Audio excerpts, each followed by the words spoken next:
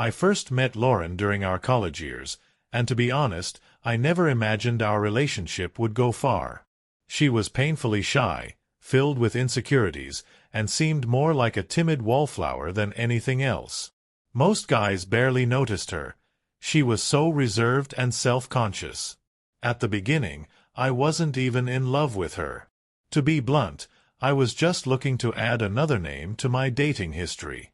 But then something changed.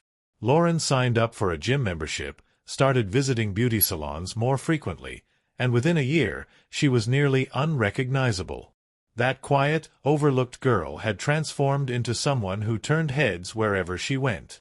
Deep down, I saw this as my personal achievement, and strangely, I felt proud of myself. My friends were envious because they all remembered how I had won over Lauren when she was at her best, and now she had blossomed into someone truly irresistible. And in our private moments, she was both passionate and incredibly sweet. That was more than enough for me. I had no reason to look elsewhere. After we graduated, I proposed, and a year later, I became a father. Our relationship remained unchanged. We were still deeply in love, always respecting each other's personal space. I never once questioned her faithfulness. In fact, the thought never even crossed my mind. She dedicated all her free time to raising our daughter, and while our little one was at daycare, Lauren took care of the house, excelling in every aspect. Meanwhile, I focused on my job, feeling completely secure in the knowledge that our bond was unshakable. Even as some of our friends and neighbors went through divorces, that path never crossed our minds. We were genuinely happy with each other every single day. People often asked us how we managed to keep the spark alive for so long, and our answer was always the same. There was no secret. We simply loved each other. Eventually, we decided to take out a mortgage, which meant Lauren needed to start working as well. She found a job in a workplace dominated by women. In the beginning, she came home exhausted, venting about the daily drama in what she jokingly referred to as a nest of vipers. I felt bad for her, so whenever possible, I treated her and our daughter to small getaways, hoping to help her relax. But over time, Lauren's attitude shifted. She seemed calmer, less stressed. Even the work environment, which had once drained her, appeared to improve, especially around the holidays when they held office parties and team-building events. This past New Year's, she mentioned another work celebration was coming up. I didn't think much of it. Same routine as always. I encouraged her to have fun. On the day of the party, Lauren wore a dress so short that I felt the need to comment. She simply smirked and reminded me, "You're the one who bought it, remember?" I had to admit she was right. Over the years, she had only become more stunning, her figure more striking.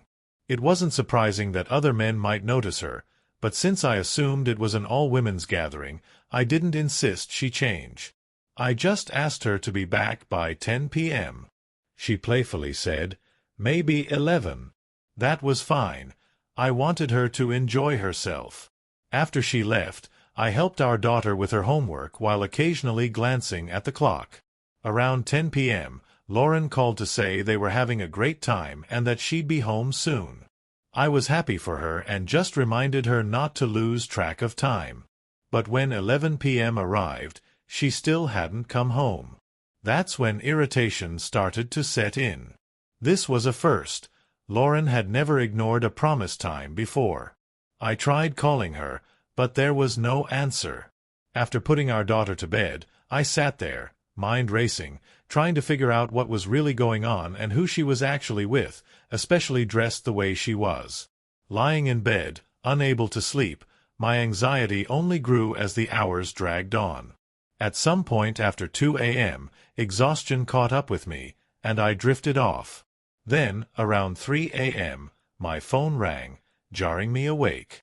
Lauren was on the other end, clearly intoxicated, laughing about something while male voices echoed in the background. My blood boiled. I demanded that she come home immediately, but she just giggled, teasing me for being so worked up. My raised voice startled our daughter awake, and she got scared, so I had no choice but to hang up and comfort her. Finally, at around 5 a.m., Lauren called again, slurring that she had just ordered a taxi. I rushed to the window only to see her stepping out of a sleek, expensive-looking car, not the kind you'd expect from a typical cab service. As she approached the building, I could tell right away that she was beyond drunk. But that wasn't even the worst part. Her hair was a mess, her stockings were torn, and she looked completely disheveled. The sight of her in that state sent a surge of anger through me. The moment she staggered inside, I snapped. I gave her a light slap, just enough to snap her out of her drunken haze, and that's when I saw it, a hickey on her neck. My stomach turned. I demanded an explanation, but she could barely stand, let alone form a coherent sentence. She muttered something about just having fun at the party, but her appearance told a different story, one that likely involved more than just a few drinks, maybe even more than one man. Meanwhile, our daughter, woken by the noise, stirred in her room. I refused to let her see Lauren like this. She was practically running on autopilot, stumbling toward the bathroom, barely aware of her surroundings. After our argument, she collapsed into bed and slept through the entire next day. While she lay there, I was left trying to figure out what to do, how to process something I never imagined would happen. I had always trusted Lauren completely. The idea of her betraying me had never once crossed my mind. And yet, here we were. With no one else to turn to, I called my mother. She had always been the voice of reason in my life, and she adored Lauren, often saying I had found the perfect wife. But when I told her everything, she was speechless. After a long pause, she finally told me to do what I had to do. By the time morning came, my decision was made. I was filing for divorce. When I returned from the courthouse, Lauren was awake. Though she looked like a wreck, it was clear she was trying to salvage what was left of my trust. But I didn't care about excuses. I met her gaze and asked her directly, "Tell me the truth. Did you cheat on me last night?" Tears filled her eyes, and she nodded before collapsing to the floor, sobbing and begging for forgiveness. But I couldn't even bring myself to touch her. The disgust I felt was overwhelming. She had known from day one how I felt about betrayal, that it was the one thing I could never forgive. And still, she had done it. What surprised me most was that our 10-year-old daughter, Emily, instinctively took my side. She told me that after the divorce, she wanted to stay with me. I was beyond grateful. She was far more mature than I could have ever expected. If she had stayed with Lauren, I shudder to think what kind of example she would have grown up with when it came to relationships. So, we made our decision.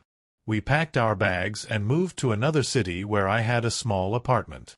Emily adjusted quickly, making new friends and hardly looking back at the life we had left behind. As for Lauren, from what I've heard, she drifted from one man to another, working a low-paying job and renting a tiny room. She reached out a few times, but when she realized I wanted nothing to do with her, she changed her tune, telling anyone who would listen that I was the one who had been unfaithful. I'll never understand her logic, but it doesn't matter. We're done. I've moved on, and my daughter is safe and happy with me. If Lauren wants to brag about her affair, that's her problem. Life has a way of sorting things out. And looking back, I have no regrets about leaving that mess behind. If there's one thing I've learned, it's that trust can disappear in an instant. But at least now, my daughter and I have a fresh start. No illusions. No lies. Just peace.